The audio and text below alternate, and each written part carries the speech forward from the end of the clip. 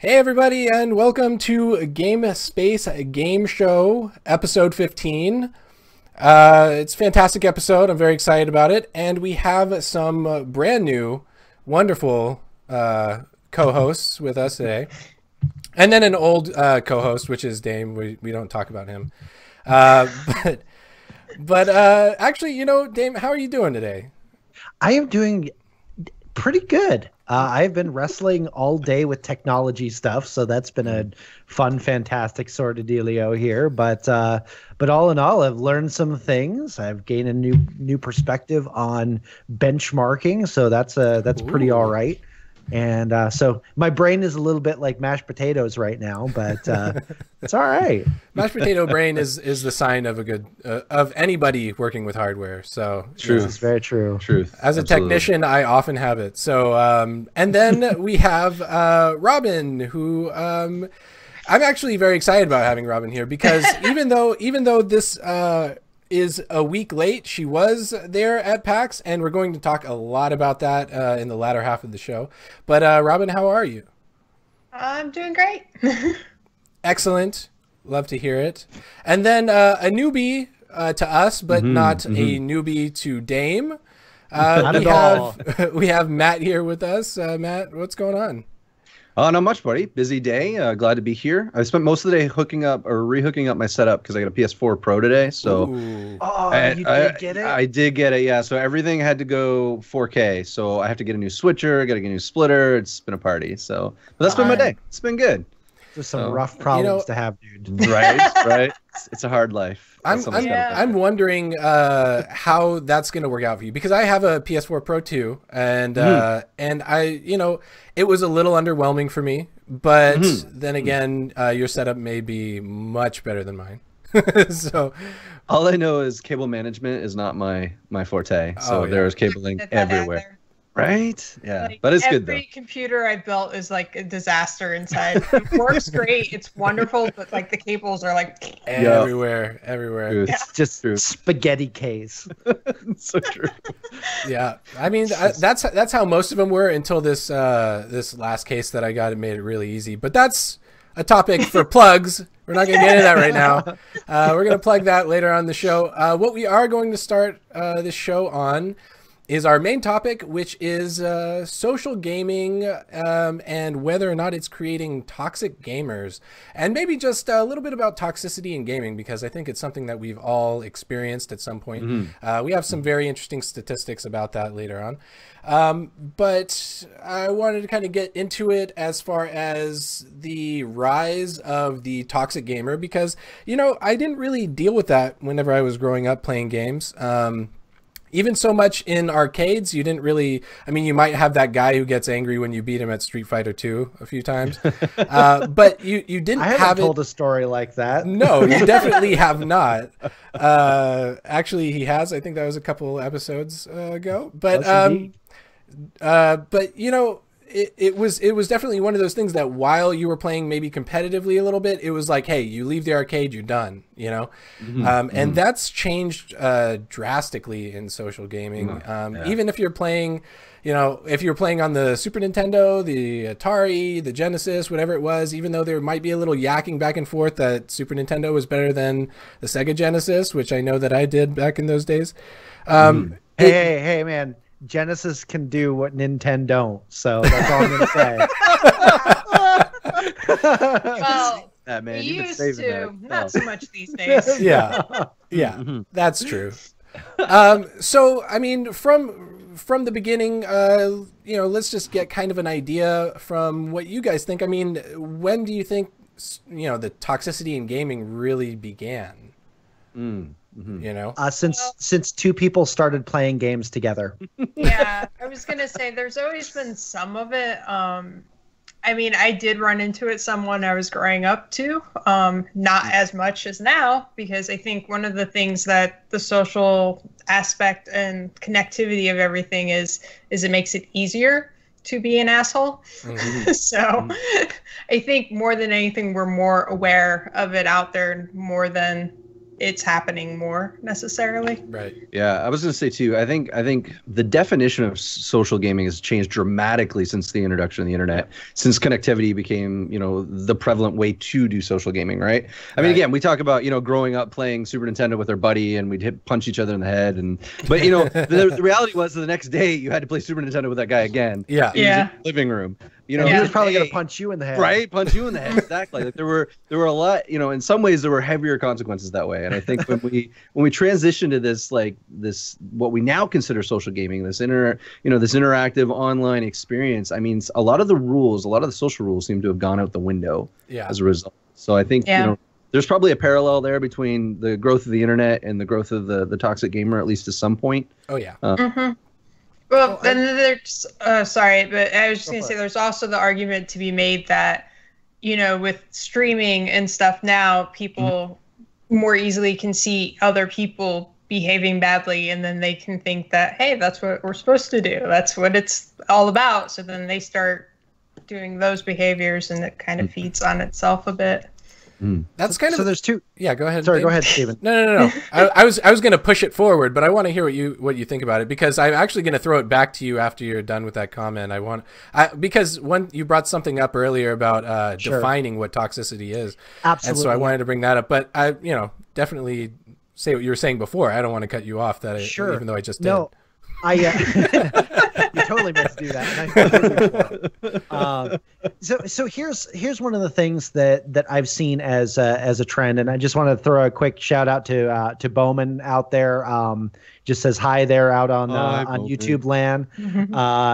But I wanted to just kind of throw a quick comment out there about that kind of builds off of what Robin and Matt here just said just a minute ago, and that is that as the platform of the internet has grown, we have a couple of things that are going on. And Robin, I think that you're onto something when you're saying that, there are people who are behaving poorly that have platforms, and they're building a platform on that poor behavior.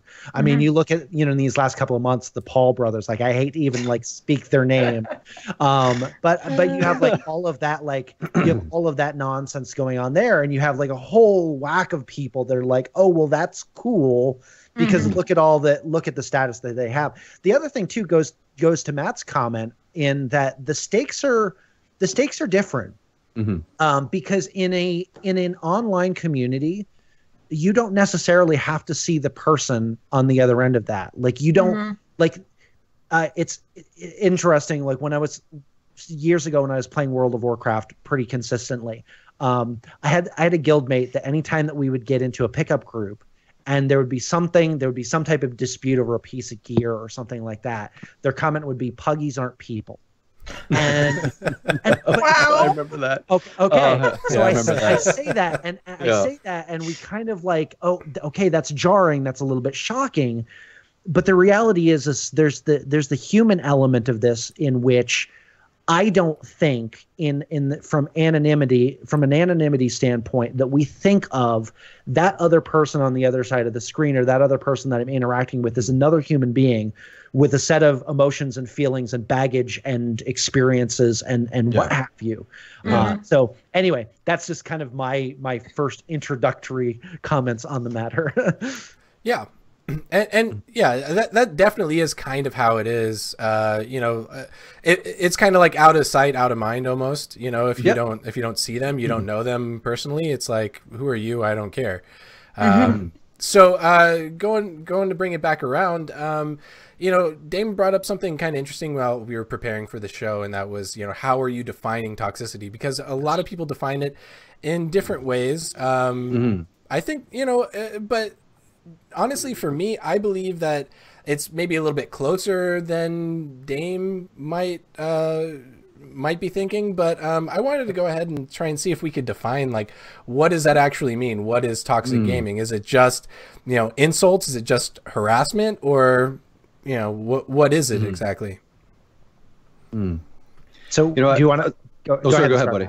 Okay. I was going to say, watching a lot of different Twitch streams, because it's interesting, even before we had this conversation, I spent the last few months studying because I'm weird like this, studying different Twitch streamers, because I wanted to see what is drawing people to these different types of streamers, what attitudes, what behaviors, what culture are they creating? Because the reality is every one of these streamers are creating a culture around them, and people are attracted to that, and it's interesting because they really do set the tone for what is going to be considered toxic or good behavior in the way that they interact. And like you guys mentioned earlier, it kind of just trickles down almost. But having spent the last few months doing that, I think some of the things that I would define as toxic are behaviors that basically impact a group in a negative way, that put a negative light on a game, on a people, on a group, things that are tearing down or eroding away at a community really are toxic things. You know, sure, name calling. I mean, depends on context. Context is so important with things like that. Again, playing Super Nintendo with your buddies, right? I mean, joking around, stuff like that. That's one thing. But then it context changes all of those things around. So I think toxic behavior really is anything that's going to erode that community, anything that's going to tear that down or begin to degrade the type of community it is. Those would be my initial thoughts on it anyway.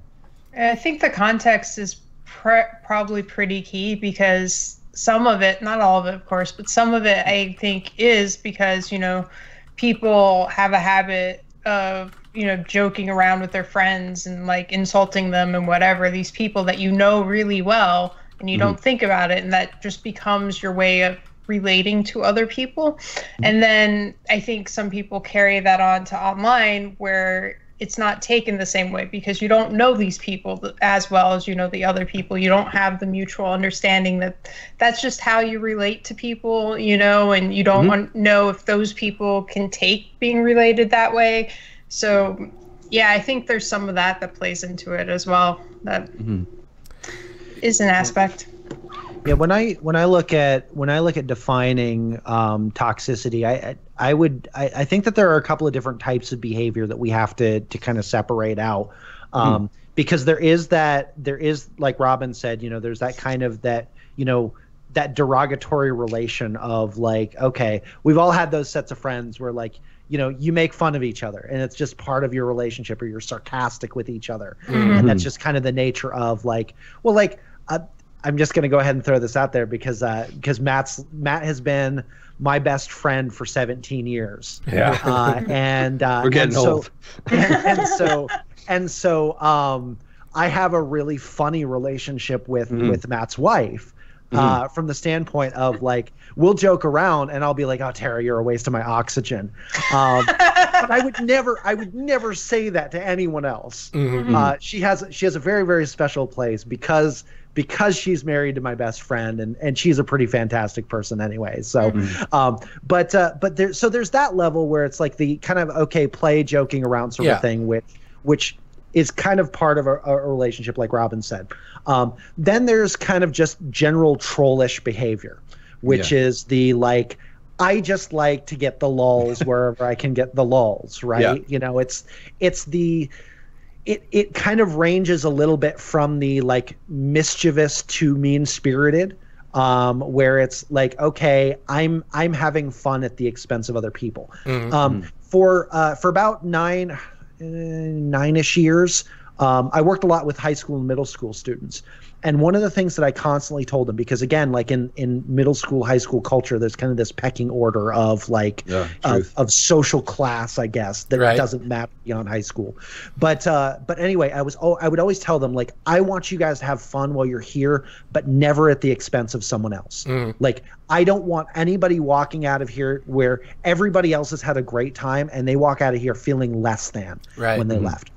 Well, so go ahead. I definitely think that's a part of it. Like, whenever you really start thinking about it, and actually whenever you start looking at some of the statistics, it seems to be more of a generational thing as to how you define toxicity, and more than anything else. Because when we were growing up, a lot of these things weren't commonplace.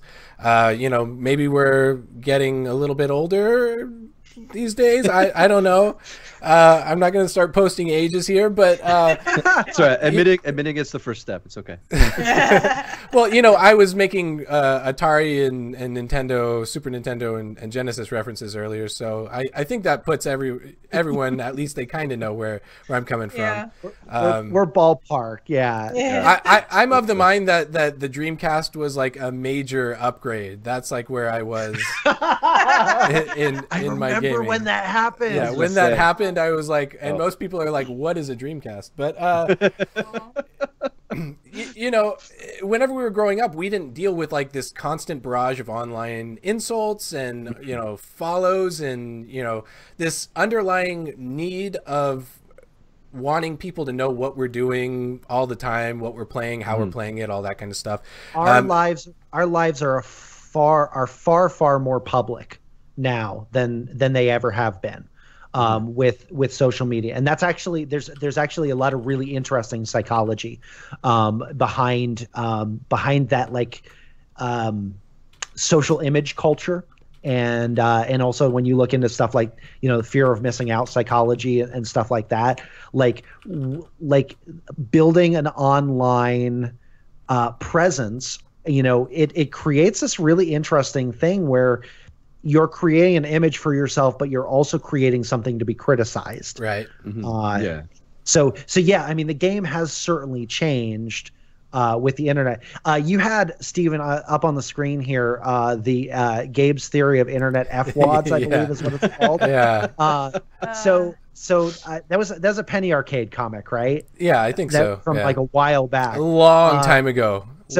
Bringing this back even further. And thank you for putting that back up there a second, because one of the things that's really been so detrimental in this is that anonymity on the internet. And I can't claim to this quote, but anonymity on the internet is been like feeding us after midnight, and we're all gremlins and we're feeding us after midnight. We just turn into monsters because there's no accountability. And again, going back to the I don't have to see the collateral damage of what happened after we had this conversation. One of the first editorial pieces actually that I wrote over on MMORPG was an article called "The Hand Grenade in the Hiding Place." That I actually talked a little bit about this, because there was an issue on Steam where people were just like violently downvoting or awesome games, but just the community was just barraging them with downvotes, or they were upvoting terrible games and making people spend their money on these terrible games just to be ignorant, And, but at the other side of that, the to boil that whole concept down, if I chuck an insult at somebody on the internet, I don't have to watch what it does to them. Right. I don't have to watch the damage, how that rips them apart. Truth be told, I'm a person that I take a lot of things very much to heart. And I struggle when I read comment sections. But I make myself read those things because anyway, there's a whole other sorry, I'm starting to soapbox and rabbit trail a little bit here. You're getting a little bit of preacher dame out here, so good buddy. Yeah, we understand, because that's what you do. I mean, anyone who's watched the show, we've seen you stand on that soapbox. And while we're talking about soapboxes, I want to kind of push some numbers out there. And I don't know how that is a segue at all, but I'm going to do it. I like it. So 47% of those polled, which was a polling of about 3,000 internet users, 47% said that they experienced some type of online harassment, but that went up to 65% between the ages of 16 and 29. Which is, I guess what we were talking about is that's to be expected. But the numbers kind of get a little bit more skewed, because 66% of all harassment happens on social platforms and various applications, which include games. But if you go in to read a little bit more about why that harassment is happening, it kind of sways into that age range being more prevalent to play online games. The older you get, of course, the less chance that you're going to be in those online games, and so on and so forth. But the users of social media, online discussion boards, multiplayer video games are significantly more likely to have been called offensive names. Use of multiplayer video games also explains much of the difference between men and women and older and younger youth in terms of being called offensive names and being threatened online, which is, you know, we often see that that's kind of the case. You know, whenever you hear about those big game-related problems that happen, like there was that swatting issue like several months back. All kind of relates back to streamers, gamers, that's kind of the thing that they do. That's like in their age range, this is something that happens. It is, whether it's considered normal or what, this is just, you know, the generational gap between people, you know, under their 30s and then people maybe over it. You know, so and then especially whenever it comes to, which is something that we're going to be talking about on an upcoming show, the major differences between men and women, especially in the gaming space. You know, it seems like women just get dogged on a lot harder than guys do for many different reasons. So and then it also kind of goes into you know, another thing that has been kind of at the forefront for the past few months has been these Steam communities, where I don't know if you guys have heard anything about like the communities and the curators on Steam, but beginning in 2014, Valve introduced the Steam curator system where people can open up their own communities and recommend games, and that has been like a hotbed for some crazy communities around racism, around, you know, sexism, whatever it is, and a lot of people kind of chalk it up to, hey, these are kids, these are just jokes, but that doesn't seem to be the case, you know. So what is actually creating these kind of, you know, these communities? Why is it specifically around gaming, you know? Yeah, if I can jump in there, because you know, it's interesting, like we talk about the age gap and things like that, and it's very, I would agree, it's very much the case. But I think part of the problem too is there's like zero rule set for online because it's never been done before, right? Like it is in many ways, it is the Wild West of social engagement. Right. Because we've never had a platform like this. I mean, you know, social interaction has been around since the dawn of man, but in a virtual setting, I mean, this is still very new, very fresh. We don't have a lot to look back on. Right. And so, I mean, it's very true. Yeah, absolutely. You got these kids, you know, I say kids, I'm old, but you got these 20-something, these late teens, 20-somethings that are on these social platforms, and they're just, you know, they're spouting off this and that and this and that. And, but really, and again, not trying to excuse the behavior, because there's no excuse for that type of behavior, but really, where's the accountability, right? Where are the guidelines? Where are the rule sets? And honestly, as with most rules, we're behind the eight ball, trying to catch up, trying to you know, put these standards in place. I mean, that's why you get a lot of these big you know, video game studios now standing up saying, okay, we got to do something. You know, because now we're seeing the problem, which unfortunately law tends to be reactionary. You don't make a law until you need it. And I think the same is true with social online platforms. You know, we don't have rules because we didn't realize we needed them. And now we're getting to a space where it's like, oh man, like this is becoming a huge issue. Now we're playing catch up. Now we're going, how do we address this? And honestly, for a lot of, I mean, you think a lot of these kids, they're used to playing games with their buddies, and now one day they're being viewed by hundreds of thousands of people. Yep. That's a huge jump. That's a nothing prepares you for that. You know, I think I think of guys like Ninja, which I'm very thankful for how that's kind of worked out for him.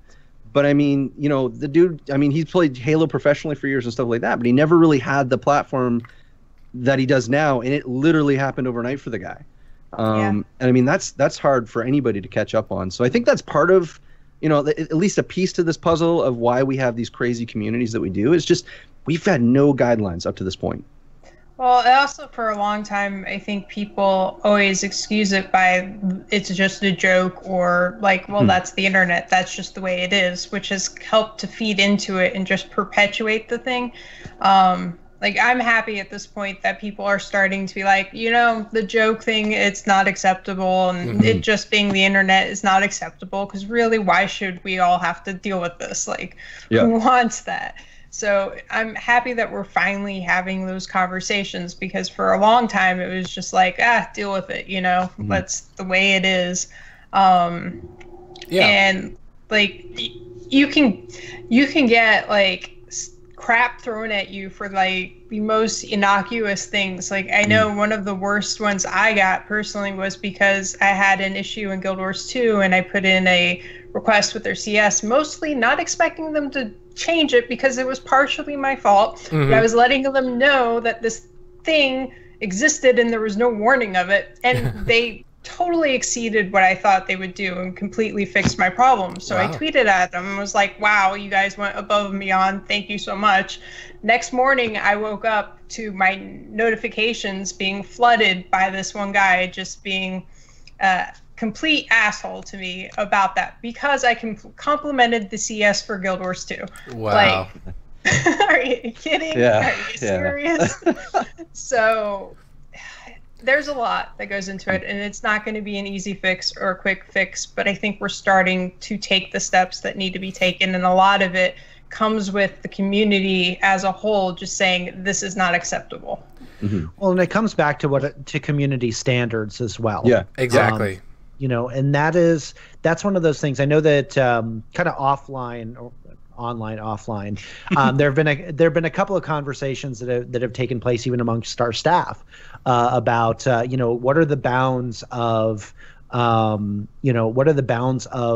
behavior when it comes to like our own forums and games and stuff like that. Right. And you have a contingent of people that would say, especially, if you're an American, that would say, well, I have freedom of speech. And, we're kind of the one nation in the world that considers that to be a right. But when you enter into a community into that, like there's kind of an agreement with the community that I'm kind of relinquishing or suspending. I shouldn't say relinquishing. I should say suspending that right. Right. In that context, that while I am engaging in this thing, I'm going to abide by the community standards. Right. And I always look at that as in like when I go into that, when I am participating in a game, let's say like World of Warcraft. Okay. So, I've played World of Warcraft for several years, and there's a standard of behavior that I know that in playing the game, not only am I, representing myself within the game and my own code of conduct that I live by, but also when I tell people that I play World of Warcraft as well, there's an expectancy that, okay, this is a code of conduct that you're okay with. Right. And so, I mean, maybe that's going a little bit further meta than most people think, but a little bit. Yeah. I have never been excused of overthinking things. or accused. Sorry, not excused. Again, we'll excuse you. Brain.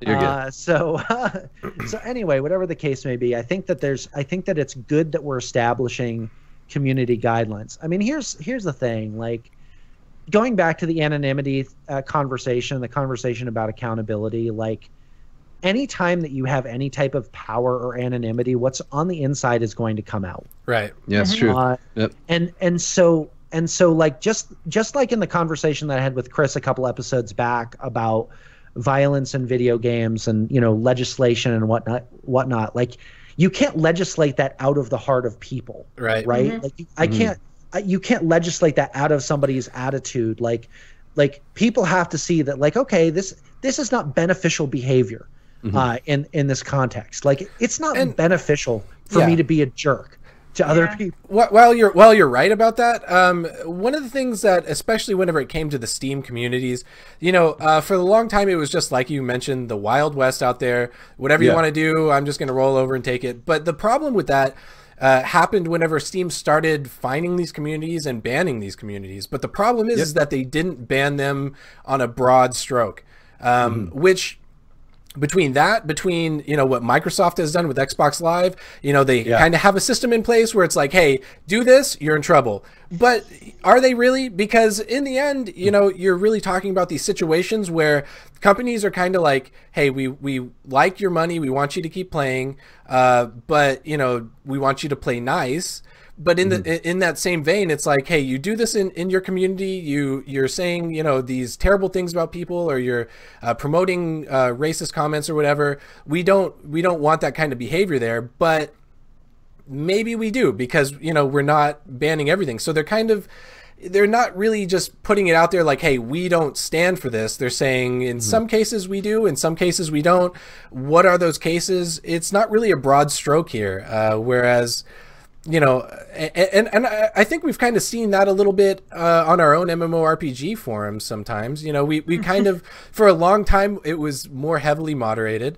And then it was kind of like, well, hey, you know what? People really want to talk about certain things. And I know that we still have like some pretty high standards, like, hey, you just can't come out and just like be terrible people to everybody. But we've kind of opened it up a little bit. We kind of have like a lawless portion of certain parts of our forums now, where people can go in and not have to worry about being moderated a little bit, because I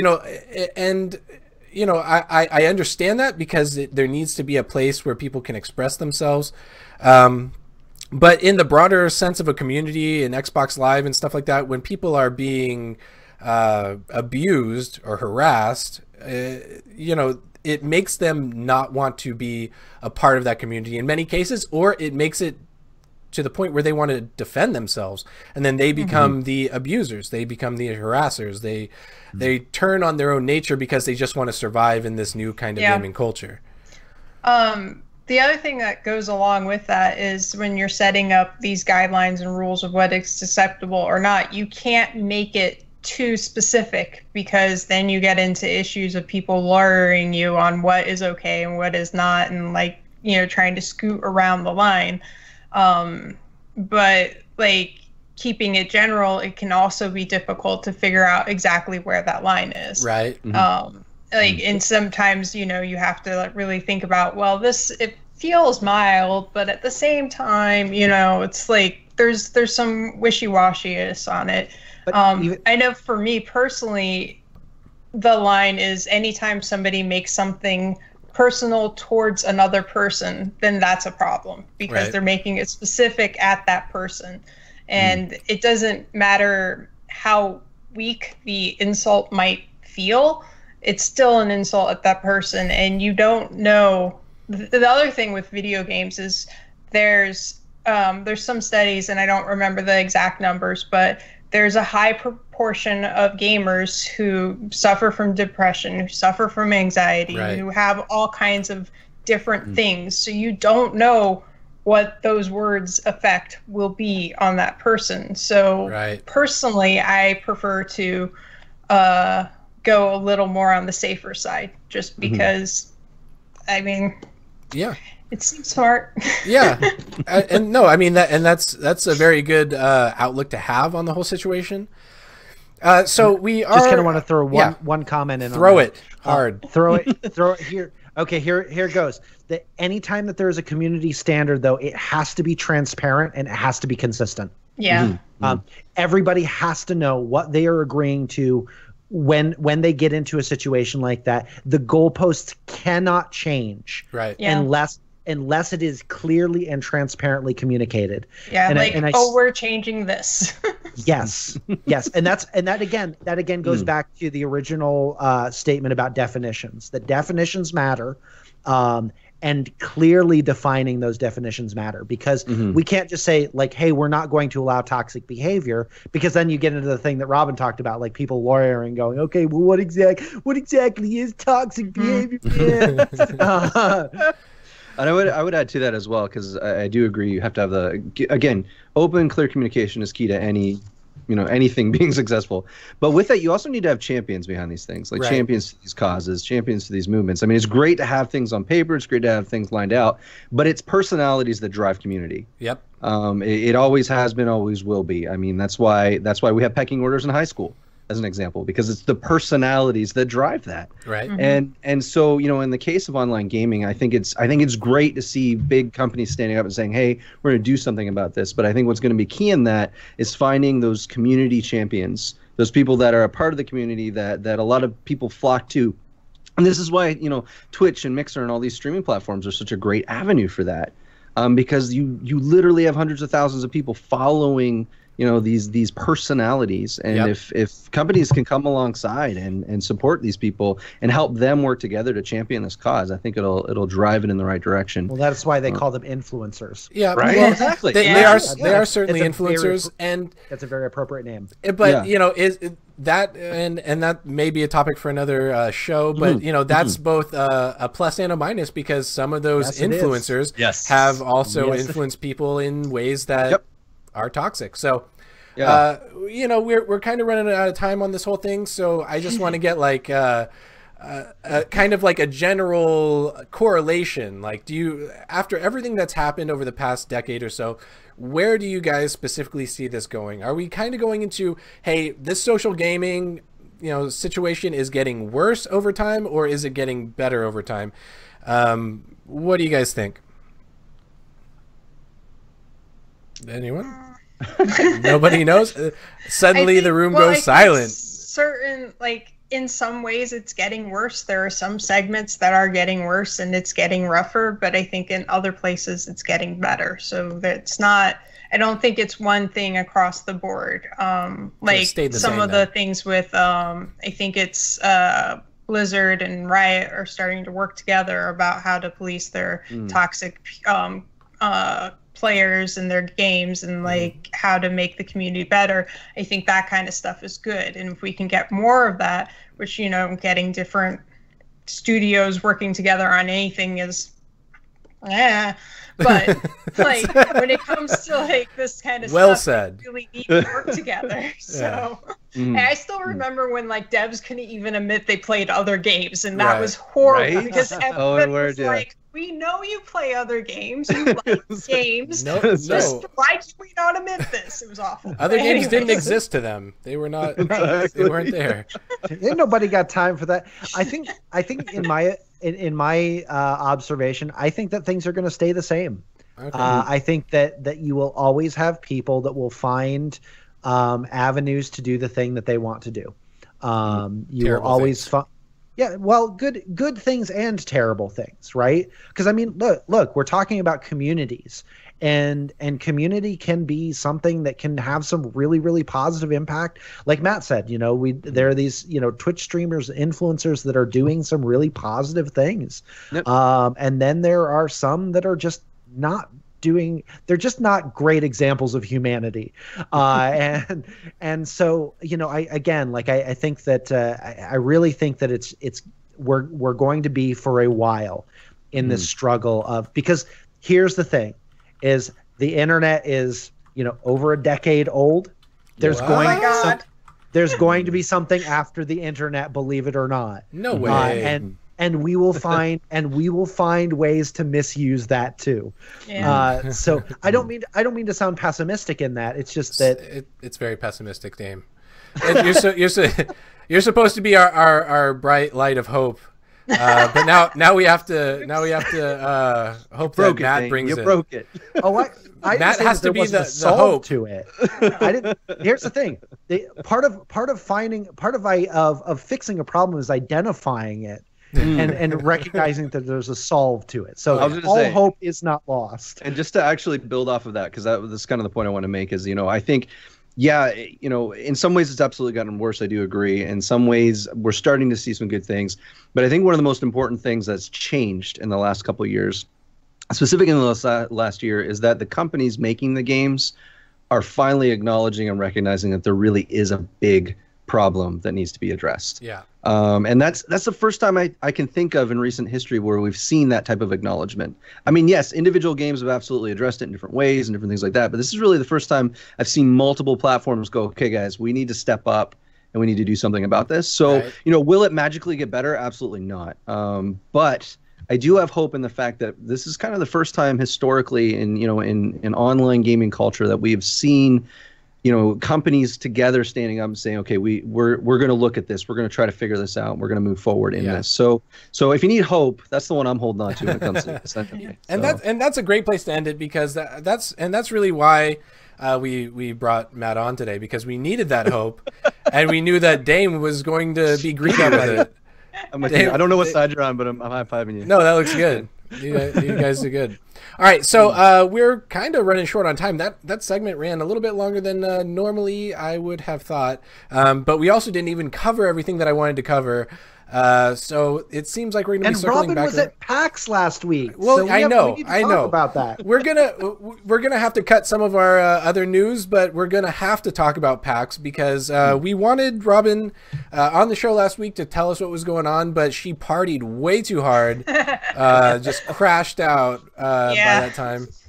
So give us kind of a rundown, maybe a few bullet points on what you saw, what you loved, and how you felt. So, like, the big ones, there are two big games that caught me off guard and really impressed me there. The first one is Ashes of Creation. I was really surprised with what they had to show at PAX, especially considering they've only been working on it for a year.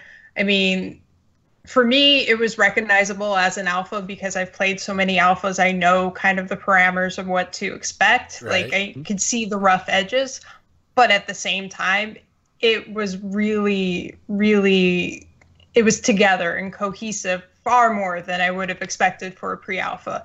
So, they ran us through a dungeon. Basically, they had these stations set up where 4 people would play together, and there would be a literal developer. We had one of their artists with us in the group. I did. And they would take us through the dungeon and generally point us in the areas where we do teach about the systems and stuff. And that was really cool. And it worked really well. It's clearly not ready for release yet, but it's, like I said, much further along than I ever would have expected.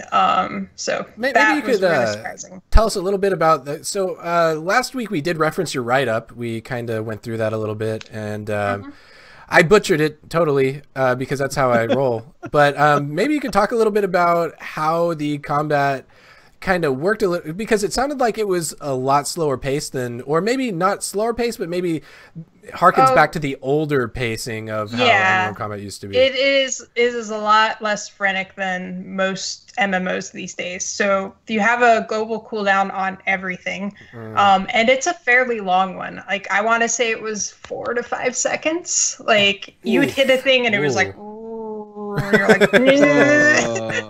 ouch. So there was that. And then there's also, so you have your Q skill, which is your spammable spell. So basically you hit it 3 times, you can do a combo, and then it triggers the global cooldown. Okay. And then you had your 1 through 8, which are special skills, with things like, I did a tank in the demo, so it had like your taunt, your pulls for things, your bubbles, all of that stuff. And in addition to having the global cooldown, those also had various cooldowns of their own before you could use them again, which was frustrating for me for the taunt, because I was like, I need to taunt things. Why? Yeah. So the combat, they're going, when I talked to, gosh, I can't remember his last name, Steven, the CEO. Okay. When I talked to him about it, he said that they're going for a meld of action and tab targeting combat. And they do want it to be a little bit slower so that you have to think and plan what you're doing and you can't just spam stuff. So which a I little think more tactical. Yes. And I think in the long run, that will be good. They're obviously going to have to tune up the global cooldowns and the cooldowns themselves to find a good balance on what works. Right. But that's kind of what I was hoping to hear. Yeah. So it was a little, like I said, it was very rough. They have a long way to go, but it still felt good. So. Yeah. Well, in the chat, Kiwi said that she read your article in like 5 seconds. So, so that's pretty awesome. And that was almost a 2,000-word article. Well, she just reads really quickly. Apparently, speed reader. So it took me a little bit longer to read that in GameSpace. Yeah. So tell us about another game. I think you mentioned earlier before the show that Omen site, which. Yeah, I want to hear all about that because I wrote a news article on that and it looked so good. Yeah. Sure. What was the title of the game again? Omen Site. Omen Site. Okay. It's literally an action murder mystery. All right. Like you can't even make that up, right? So basically, you're playing a harbinger who is like a demigod that exists outside of the world, and they only come into the world when there's big crazy things that are happening. So the big crazy thing that happens is this big important priestess gets murdered, and because she's murdered, suddenly this big monster is going to come and destroy the world, and you need to stop the world from destroying. So in order to do that, you need to figure out who killed her so that you can prevent it. And each level is basically you investigating somebody to find out what happened during that day. What did they do? What was their part in it? Were they the ones that murdered this person? And everything you learn from the perspective of somebody in the game. So even though you're like he said, using the Omen site, you learn the truth, but you're learning the truth through their perspective. Yeah. So that's awesome. Yeah. I can just tell by Dame's expression because he's a very story oriented person. I mean, he's just basically he just like he dropped his pants on this one. It's just like he's so like he's so into it. And we've covered this game a few times over the past maybe 10 shows. I think we've had a couple episodes where we kind of talked about it, but I didn't really know a lot about the game because, I just haven't researched it. So learning what you're telling me, it sounds like it's going to be an amazing game. And the combat looks very Zelda-ish, sort of, kind of like... There's some really cool abilities you unlock through playing too. So it has some RPG elements to it too. Like you unlock skills and all that, and it changes how combat works. I think I mentioned in the article I did about it, there's one where, so your weapon is a sword, and that's the sword you have throughout it. Because the other thing with this game, there's no loot. You're a demigod. You don't need loot. Right. Like, seriously. You're just equipped with your master sword. Yep. Basically, yeah. Master sword.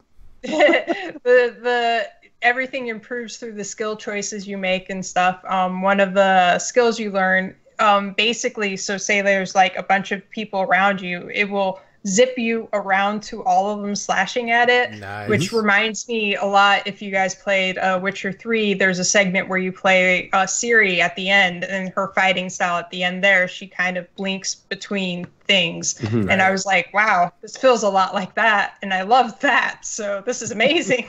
Awesome. Yeah. Also sounds a little bit like Noctis's warp ability. Yes. Oh yeah. Yes. Yeah. Okay. Yep. I need this game. Yeah. When is it released? Are you like pre-ordering right now, Dave? I'm so sad, but they don't have a release said date? End of June, July-ish. Okay. Sometimes so soon. That's actually pretty soon. Yeah. That's a lot sooner than I thought.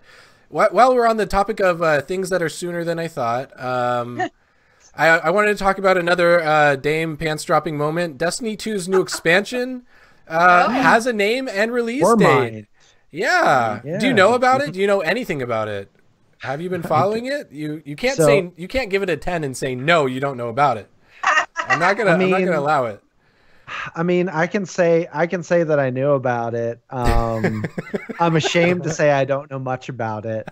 I mean, I've been so engrossed in Far Cry 5 and what I'm about to tell you about in our what have you been playing section. Okay. That I just haven't. Sorry. Well, then let me tell you, sir. Let me tell you about it. Educate me.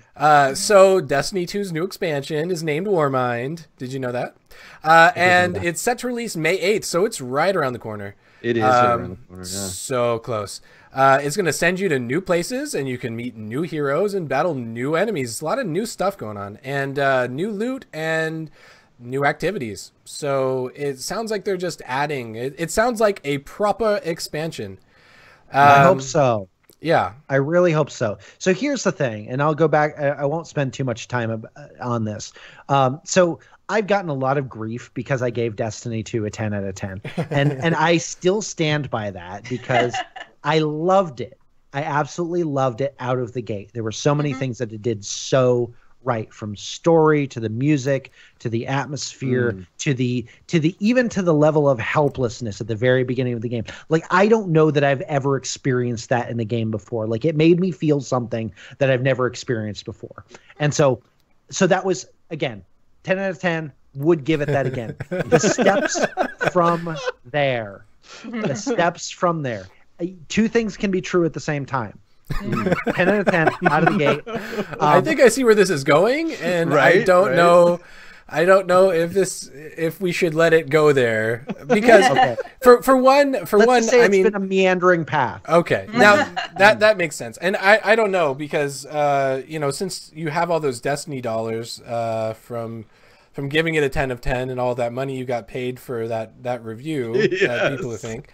But now you're actually joined by Robin, since she apparently got paid for her Guild Wars 2 article. I know. I saw that today. Welcome to the party. You're welcome. Yeah. Man, I must be doing something wrong. I'm not getting paid for these articles. That's I know, really. You just have to give something a 10, man. That's right. all. That's true. I have a hard time with that. But you have to enough. like something enough to really put your heart into it, and then apparently that just means you're getting paid for it. See, I'm just too heartless for that. That's fair. That's fair. You'll get there. We believe in you. You're the hope guy right now. So I am. I appreciate it. You'll make it. But I've known him for long enough. I know he's not going to get there. It's true. It's true. It's true. Wow. Oh, he's not wrong though. It's good.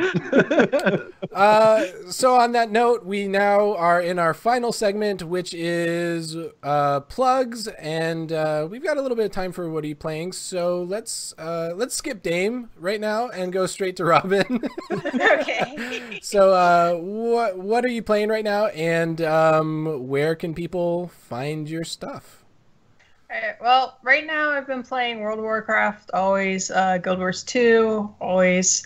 Those are kind of my main two games. But then also, I've still slowly been plugging away at Mass Effect Andromeda. I will beat that game at some point. It's just so frustrating. I'm so sorry. It's okay. I've been trying to beat Skyrim since it came out, so don't feel bad. That game, Mass Effect Andromeda, has some real, wonderful moments in it, some real incredible storytelling moments.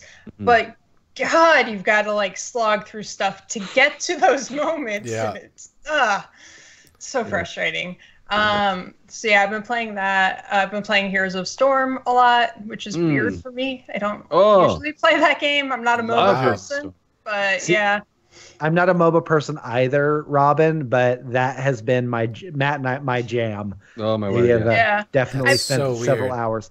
And Deckard Cain is coming to It was fun. I played him. He was a lot of fun. Did you? Oh, you tried him in PTR? Yeah.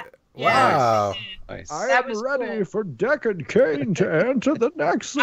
I so love his sleep ability. Let me tell you a story. Listen.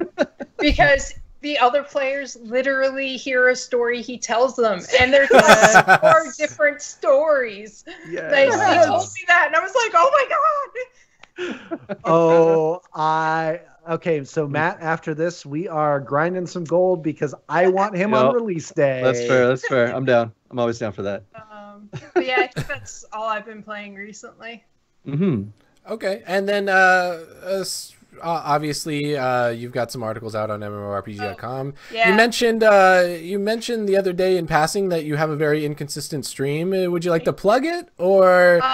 Yeah, I stream on Twitch at Arlie82. Whenever I feel like it, essentially. Nice. Yeah. I have no schedule. I'm like, hey, I'm going to stream something. Lately, I've been streaming Guild Wars 2 and the Battle for Azeroth Alpha mostly. So other random games will pop up as well. There's not a genre of game I don't like, so it can be anything. Interesting. Literally. All right. Cool. And so, Matt, what you got? Yeah, absolutely. As far as games playing right now, I've actually been playing a lot of Terra when it came out on the console release. Yeah, I dove into that. Part of it was just because we needed to do a little coverage on it and do some streaming. So I was like, oh, I'll check it out. And so far, I'm enjoying it. I mean, it is what it is, but it is actually quite enjoyable. The combat's fun, that type of thing. So I'm playing that. Always Heroes of the Storm. Always. Actually, World of Warcraft has just fired back up on my PC recently, so that's been good. Yeah, it's been a long time. It's been like a year since I've played, so that's been good. And then outside that, just finished up actually a review on these guys that I'm wearing right now. So you can check that out on MMO if you want. Are they also considered head cones, Dame? They might be considered head cones. All right, they are head cones, but they're the most comfortable head cones I've ever owned. So I'm okay with that. They're so comfortable. Like there's even like sleeker ones that I could be putting on these to make it look nice. I don't even care. Yeah, these are comfortable, so it's good. They look nice. But, yeah, they're very comfortable, work very well. But it looks almost like you could tip them on the side and put like chips in them and have like a little dip. And absolutely, I agree. Yeah. It's not a bad idea. So anyway, as far as streaming things like that, I do a stream actually with a good friend of mine on Wednesday nights for Roll the Level, which Dame, I think you've talked about it on the show before. I have. Our podcast, but we also stream on Wednesday nights. So we're actually starting an MMO series right now. We're going to level Paladins 1 to 110 before Azeroth. We're new Light Brigade before Azeroth drops. So that should be interesting. I'm going to go ahead and throw Dame's card up there so everyone can kind of see. You know, he's got a card. He's a businessman. He's legit. Yeah. It's good. So very proud of him. Absolutely. Awesome. And you know what else, Matt? Another thing that I'm kind of interested in, since you've been kind of chugging away at Terra, I want to know with your new PS4 Pro if it actually makes any difference, because a lot of the games that I played on PS4 are the original, and then the Pro, I didn't see much of a difference. Not in performance, not in visuals. No, actually, it's funny you say that, because I'm actually going to test that later tonight. That's on my list tonight as well, is to actually go through and start testing all the things. I'm really weird this way. I love to research things and do this type of thing. So I actually have some times, like basic average load times for certain games on my original, and I'm now going to run that against the Pro and see kind of where things land, because I'm curious to see how that all works out in the wash. So awesome. So I'll let you know how it works out, because I'm curious. Please do. So Dame, tell us a little bit about what you're playing, please, sir. Yes, I would gladly do that. So I have been playing a fantastic game called Regalia. Ooh. And it is so good. It is a tactical JRPG. I'm not typically a turn-based tactical sort of guy, but there's something that's really charming about this game. It's a JRPG made by a Polish developer. Okay. And so like they take a lot of the like anime tropes and like JRPG tropes, and they make fun of them. Yeah. I mean, like in a really, really funny, like, so there's all sorts of mean. No, it's funny. No, it's not mean spirited. It's just really funny, because like if you've ever watched anime or you ever played a JRPG, it's like, oh, haha, they're poking fun at this thing. Like even in the tutorial, like some of the comments, one of the characters, there's some speech bubbles from one of the characters, Gwen, who's like super sarcastic. Yes, super biting and sarcastic about everything, and so like the comments like all have to do in the tutorial with like her perspective on like, okay, yeah, don't screw this up. But awesome. Basically I just launched a review on GameSpace about Regalia. So basically the short version of the story is that your father apparently was the king of a nation, and you inherit the nation. You also inherit all of its debt.